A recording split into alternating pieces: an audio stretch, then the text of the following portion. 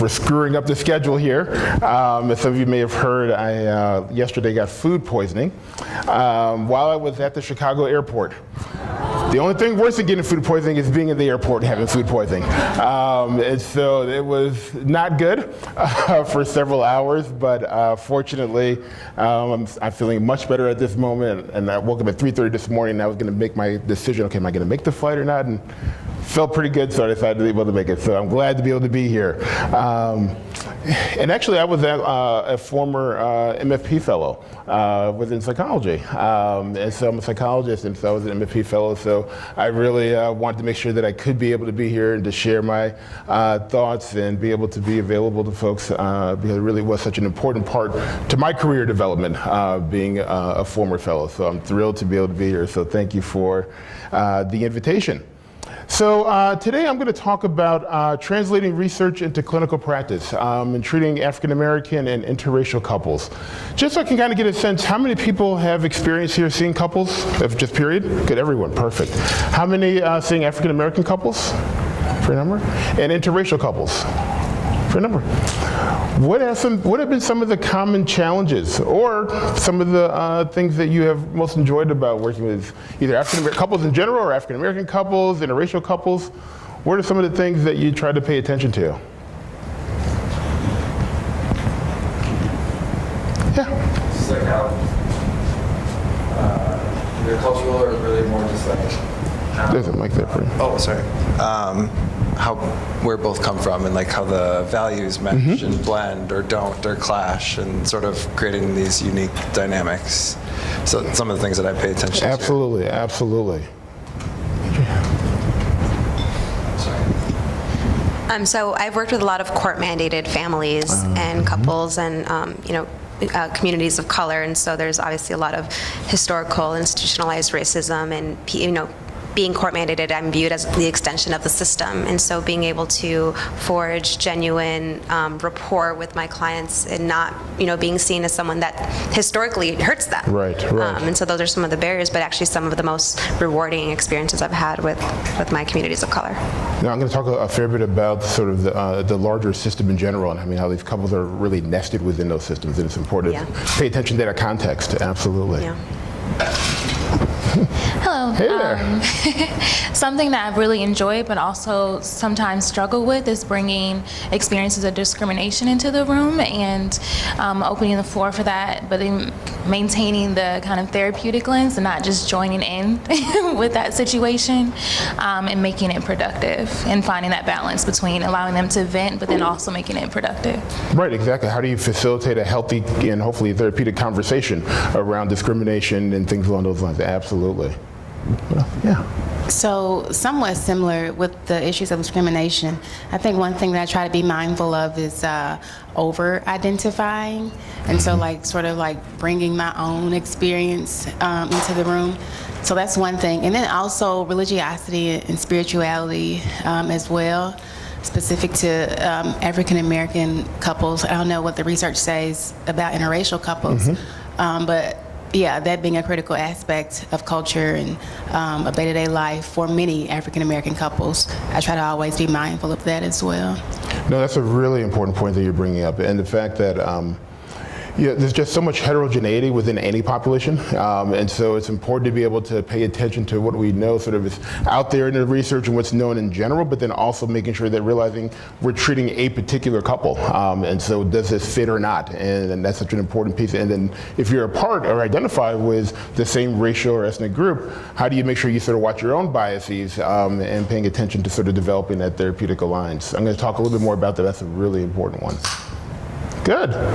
So these are all important things that we're going to dive in here to.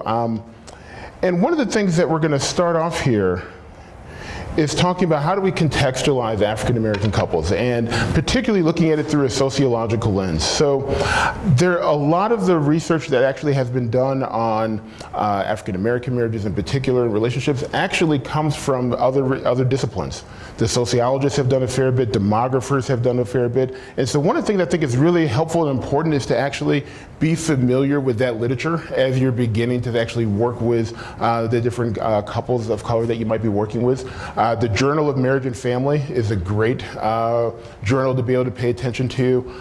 Family Relations is another journal that really sort of takes a look at the marriages in more of a contextual piece. And then, again, I think it's up to us to begin to think about how do we then sort of take that information from sociology or demography and things along those lines, and how do we begin to apply it interpersonally and psychologically with the couples that we're going to be working with. So I'm going to sort of talk about first sort of the sociological pieces, and then start to begin to think about what are some of the interpersonal manifestations of some of the findings that are out there. And then I'm going to follow a very similar format with interracial marriages, and then end with sort of talking about how do you conduct culturally sensitive couples therapy, and what are some of the issues that you want to be aware of and thinking about when you're doing this sort of work. And so just a couple of basic knowledge. This is actually partly based on an article that I actually published in Family Relations. And then I'm actually in the process right now of working on a book that's actually going to be through APA Books on African American couples that hopefully will be coming out here shortly. And then Eliza Kravitz is one of my former graduate students, and she helped me actually a lot on some of the work on the article that we published together. And so let me start by just sort of thinking about terminology. I think language matters a fair bit, and terminology is an important piece. And so the terms of marital and couple have changed considerably over this past decade. The terms marital distress and couple distress really apply to long-term committed unions of romantic partners, whether or not these unions are recognized by the state. Now, we realize that this has changed recently, but I always like to leave that in there and think about it, because just because the law of the land may have changed, people's values have not necessarily, caught up to where the laws are. It's important to be able to be mindful of the unique situations that come up that not everyone was able to recognize historically. And actually, it's going to talk a fair bit about that too when we get to interracial marriages. So why is this topic controversial? Now I'm going to talk about some things that are controversial, partly because when you're working with a couple, there are a lot of different narratives that are out there, and when someone comes into your office, guess what? They're bringing those narratives oftentimes to the therapy room. So it's important to kind of just sort of think about what are some of the things that are controversial. I'm going to talk first with some of the things through the lens, and by the way, I should mention, a lot of this that I am going to talk about today are disproportionately with heterosexual couples, and so that is sort of the frame of this. There's another version of this that I have with thinking about with sort of same-sex couples. But I'm going to start with talking about with women, and what are some of the things, particularly with African-American women, and then I'm going to talk about some of the controversies with African-American men. So, it's heteronormative. As I talked about, marriage has not always been widely available to same-sex couples, and the conversation is usually about heterosexual relationships. This topic is controversial because it's not acceptably feminist to need or even want a man, or to need a father for one's children. These are something that you'll come across. Because it has undertones of saying that it's black women's fault, that black women are too demanding, picky, angry, independent, sexually frigid, successful, and desperate. Those aren't necessarily the great sort of narratives, but those are things that are actually out there when you begin to think about different conversations that people are having. These are some of the stereotypes and undertones of some of this when you start to talk about this conversation. It highlights racial segregation in the marriage market, that black women are actually less likely to marry outside of the race. And I'm going to share some data on that here in a second. And then it also spotlights the biological clock for women who want children, and that biological clock is the reason for some of these out of wedlock childbirths. So a lot of things here when you begin to think about with women. What about with black men? Black men are either dead, in jail, gay, HIV positive, or on the down low. Those are all sort of the very common narratives that you'll come across in here. Black men are educationally or occupationally unattractive mates. Something else that is out there in the community. And then they are two-timing, that there's higher rates of infidelity because they are in high demand by both black and non-black women. And they are not driven by biological clock imperatives. So yeah, I want you to be thinking about some of these narratives. As we begin to sort of go through, these narratives do, begin to sort of think about how do then couples begin to sort of, how this manifests within the actual couple's relationship. So let's start with some history here. So it's a myth to think that slavery was actually responsible for unstable African American families. It's a common myth, but if you actually look at some of the data, census data and marriage license show that two-parent families were actually the dominant family structure in 1860. Now, it's also true that many slaves did not have intact nuclear families. That when they came, a lot of families were also broken up intentionally, and so they relied on an extended family structure, which has actually also been talked about in the literature as a source of strength, which is how do you begin to sort of rely on the extended family structure, and that the flexibility is actually something that has been helpful for a lot of African American families and couples in particular. So let's look at some of the data here. So U.S. Census data show that African Americans have the lowest rates of marriage and the highest rates of divorce. Think about that for a second. So when an African American couple is in a relationship, those relationships are less likely to turn into marriage. And then those that do get married, they are more likely to actually end in divorce. So it's the most uncoupled population in the United States when you begin to sort of think about that and the implications of what that means. 41% of African Americans are married compared to 62% of whites and 60% of Hispanics. And this marriage rate, unfortunately, actually has been decreasing, decreased by 20% over the past 50 years. So one of the questions that you may be thinking about are men and women of other races experiencing similar problems with their marriage? Well, the answer is yes. It's a yes and here. So if you begin to look at the one to your, to your left, the starting point, so you see two things that are interesting here. So one is that this goes from 1960 to 2008 about current marital status. So two things should pop out to you. One is that across the races, marriage rates are decreasing. So that is happening, across with blacks, whites, and Hispanics. And the gap is also widening, right? In 1960, you saw it was about a 10, 11, 12-point difference. Now we're talking about 20 to 25-point difference. So the slope for the African Americans is actually steeper than it is for whites and Hispanics. And if you look at the graph here on the right, this is sort of highlighting a very similar thing here. It's just sort of saying the same thing, except looking at from 1970 to 2007. And if you look at with the black men's marriage rates, you'll see something very interesting, particularly the one here, on the right. This is the percent of men who have ever been married. And what's interesting, again, in 1950, the rates were actually not that far apart. They were actually, very similar. And if you begin to look from 2010, again, when compared to whites, it is going down, but it's actually, the slope is much steeper with African American men. So begin to just sort of let that sort of marinate and think about that for a second. And on the left, on the same thing, if you actually look at the first graph, which is that the percentage of never married individuals is increasing for both blacks and whites. The slope is also steeper, relatively flat line, but also a little bit higher, but still going in that direction too, also for whites as well.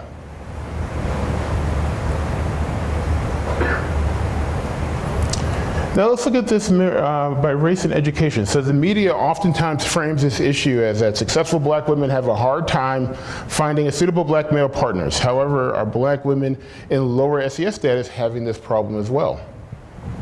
Well, if you look at this data, it's interesting that if you look at the socioeconomic stats, particularly on education, there's actually a pretty big difference. You don't see a big difference between college education within whites or Hispanics.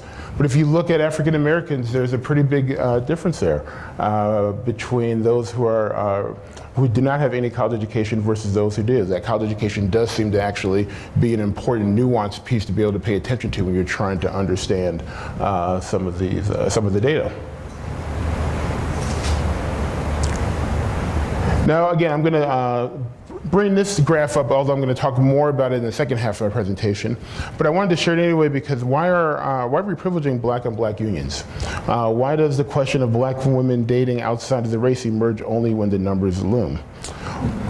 Well, it's interesting here. From 1980 to 2010, The interracial marriages for both black men and women are increasing, and it's increasing a lot more actually for black men. Remember, it goes back to the controversies that I was mentioning earlier.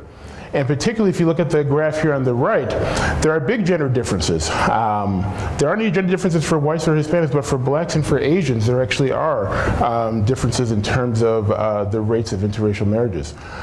So for African Americans, the men at 22% versus 9% for women. And if you look at Asians, it's actually the exact opposite in terms of those gender differences. So it's something that actually it's interesting to kind of begin to think about, with this.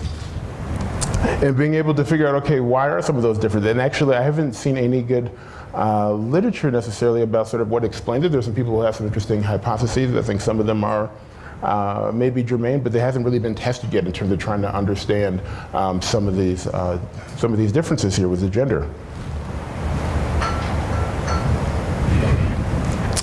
So if we begin to think about some of these sociological factors, one of the things that's very well documented in the literature is the unbalanced sex ratio, right? So this sort of highlights, and some of this is also tied, there's data to support some of these different perceptions that are out there, that there are higher rates of unemployment among African American men. That's just a fact. And so what does that mean? That there's a dearth of marriageable African American men due to their disproportionately high mortality rates, substance abuse, and incarceration rates. So again, some of those controversies, there is some data here to show that that is absolutely the case. There are only 43 marriageable African American males to every 100 African American females, compared to 63 males and to 100 females for whites. So again, there is that interaction here between the gender and race that are important to pay attention to. Not sure what that is. Sorry. Oh, all right. She's listening in here.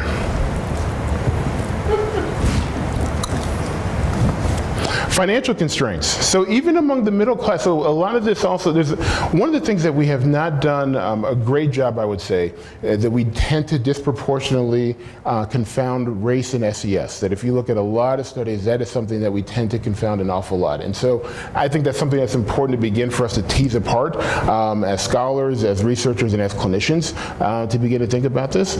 And so, but one of the interesting things here that even among middle class, African Americans positioned in the middle class is actually more tenuous than it is for Caucasians.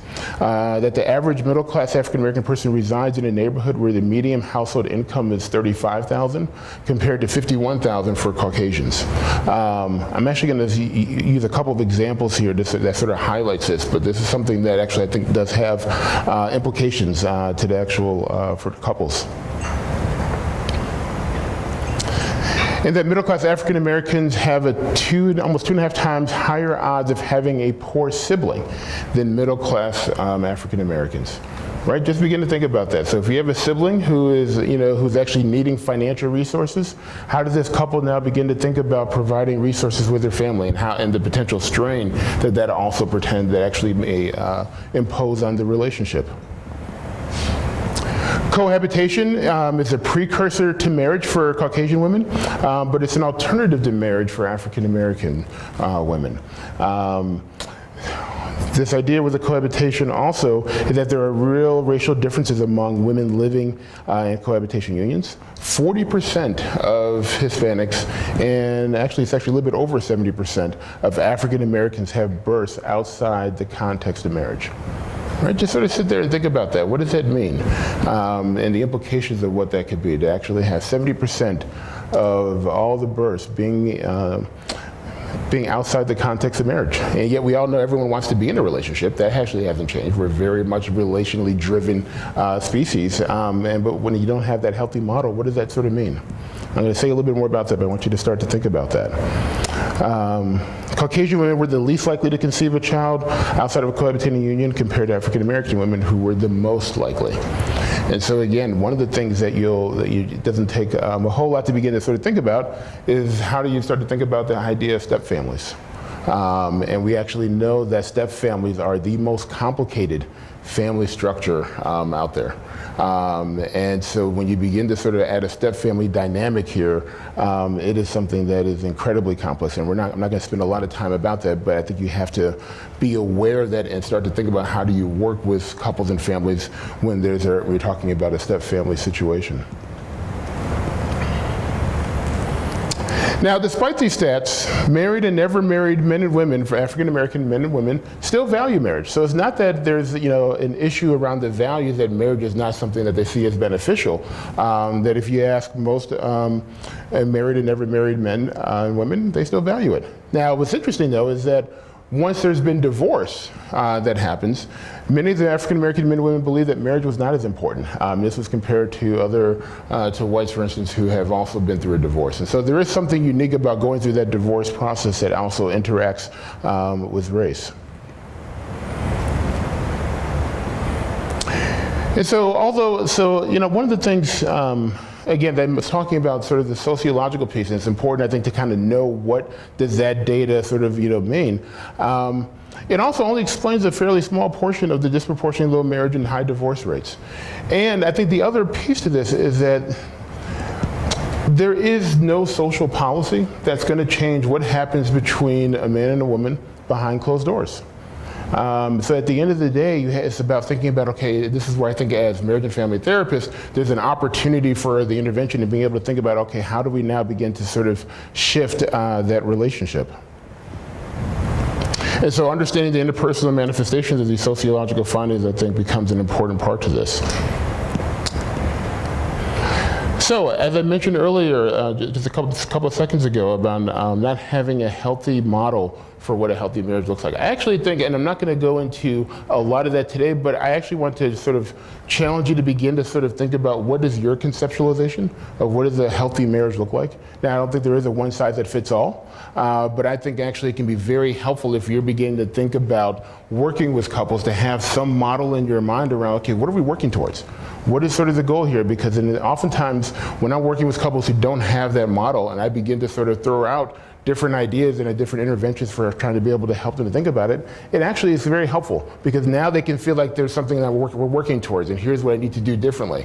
That it's not simply about the absence of problems, but it's about the presence of positivity and how do we begin to sort of think about that. And if you don't have a model, it can be very hard to be able to navigate because people are trying their best. They're trying to manage these situations as best as they can, but without having a healthy model, it can be very challenging.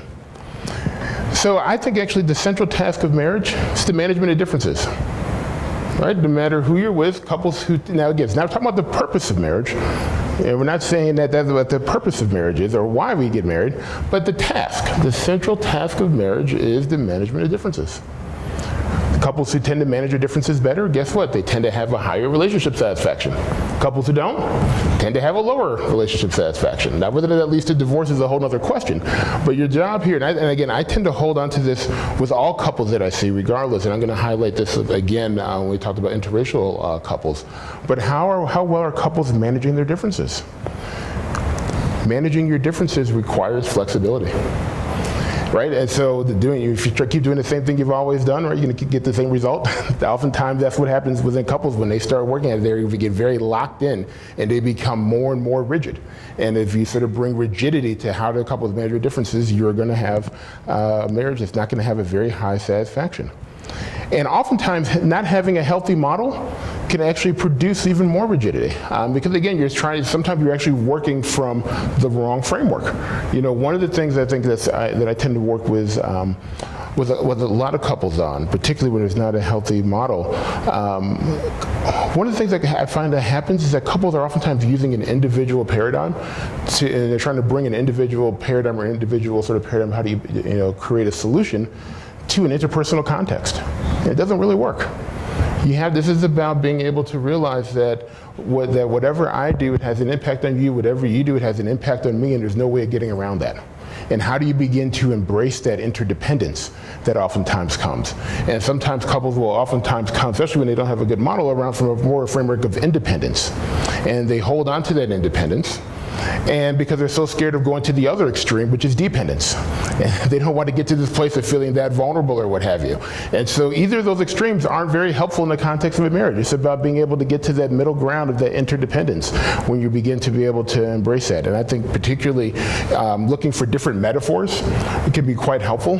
Whether it's something, if a couple comes in and they like, sports, they like to play tennis or basketball, it's being able to realize you're signing up for a team sport. There's a lot of people who were individually great. Like I'm from Chicago, and so Michael Jordan was great for many, many years before he won his first championship. It wasn't until he learned how to be able to do things differently that then he was actually able to win. So I'll use metaphors like that. Or there's a lot of people who were great in individual tennis, but then they couldn't play doubles because it's a very different sort of context of how do you begin to do it. So looking for ways that helps couples to be able to hold on to sort of the message that you're trying to get them to hold on to, I think it's helpful, and I think it's one way of being able to have a healthy, providing a healthy model. They need something that they can hold on to, and sometimes you'll see a light bulb moment when they begin to think about, oh, okay, I need to look at this, through a different lens.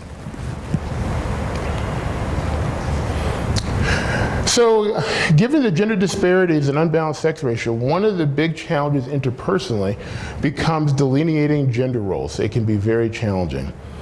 And so there can be a lack of clarity around gender roles that can bring about power struggles, conflicts over leadership,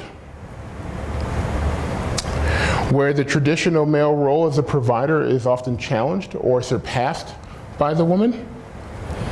And then second, the woman may also maintain their role still as the primary caregiver of their children. So you have the man who may be underemployed or unemployed, and you have the woman who is not only employed but still also taking on the role of the primary caregiver.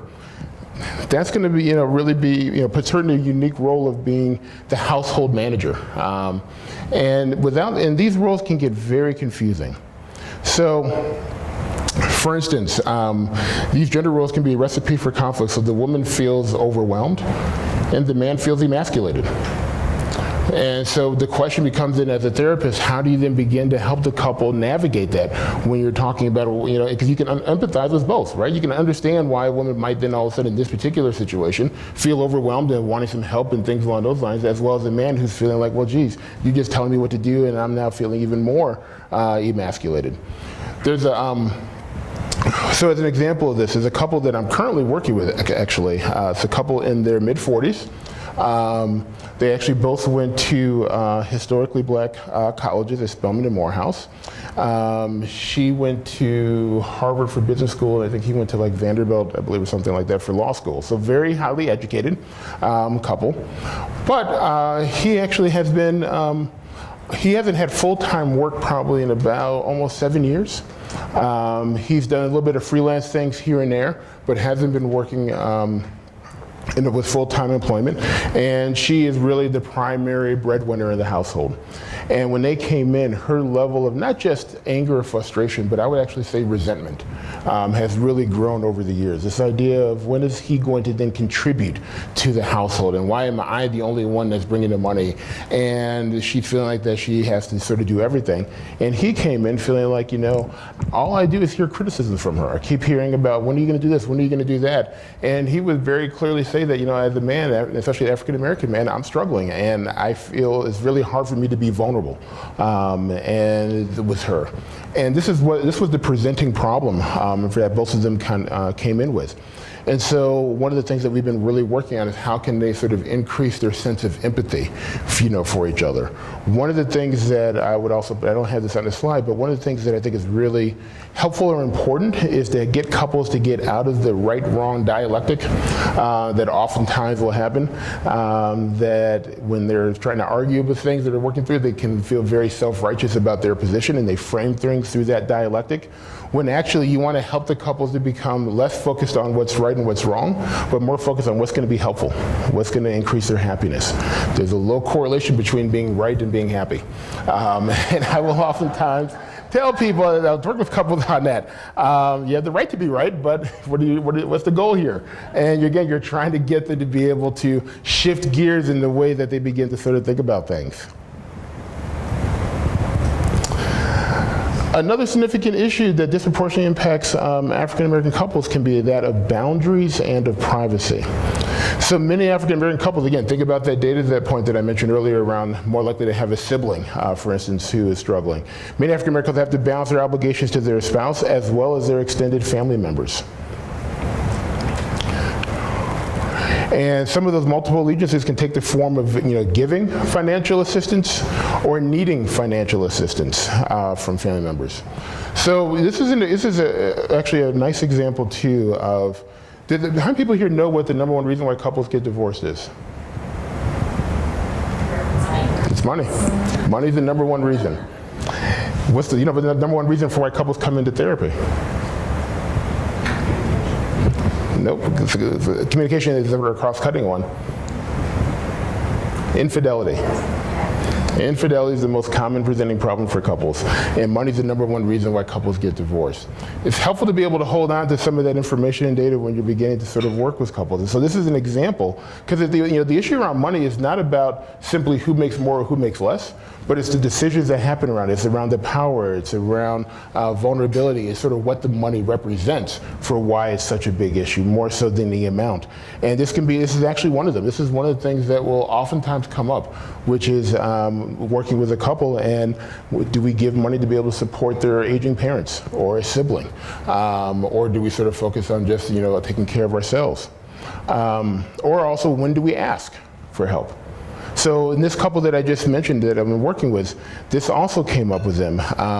She grew up actually fairly affluent, in a very affluent sort of neighborhood, and he grew up in the inner city projects. And one of the things that then came up, and they've lived in different areas, they now live probably about a mile away from her parents and her family of origin. And so as he has not been, so she's been used to a certain lifestyle and wanting a certain type of lifestyle, and he has not been able to provide in the way that he would like to, and he found out that she has been taking a fair bit of money from her family to be able to help out with some of the bills.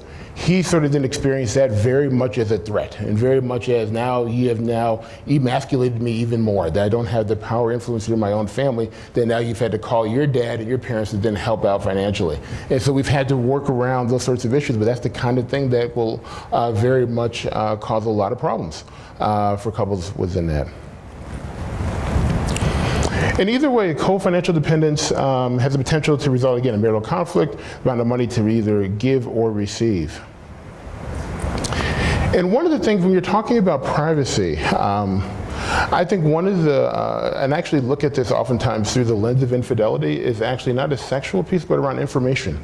And the amount and sharing information with another person, particularly a family member, and you haven't co-signed for it. So you have a partner who's then sharing all this information about your marital conflicts or personal information about you and things along those lines, and you haven't then asked for their permission for this. This also, interestingly, with this same couple, again, there's a lot of different examples of these sort of issues within this one couple, but because they live so close to their family, to her family, she has shared a lot of information. Her and her mom are very close.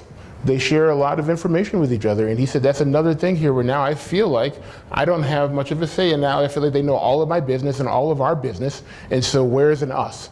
And privacy is, I think, it can be a real protective factor for a couple if they use it in the right way, which is that information is shared just between the two of you and other people don't know about it. That's partly how you sort of get cohesion in a relationship. And so it really can be a huge relationship asset, while again, the lack of privacy can constrain the formation of an us. And that's one of the things that couples, it's really important for them to be able to do. And so now what's important though with this is that, the goal is not to cut off family members. We're not talking about that as, in either or, that it's this or that. But we are talking about the goals to create a both and situation where the couple can be engaged in a joint decision making. Couples may both agree and say, yeah, we want to reach out to our family of origin, to our parents, to your mom or your dad about information, and so to get their advice. But it's about the fact that they both need to be able to be okay with it, including with the finances. They may both say, yeah, we're struggling right now, let's ask your parents for help, that we need the financial assistance. But doing that without having their partner sort of co-signing it, that becomes a problem. And so, metaphorically, I think it's similar to sort of they have a door with two locks, and neither person has the master key, and you both have to turn your key before a decision gets made.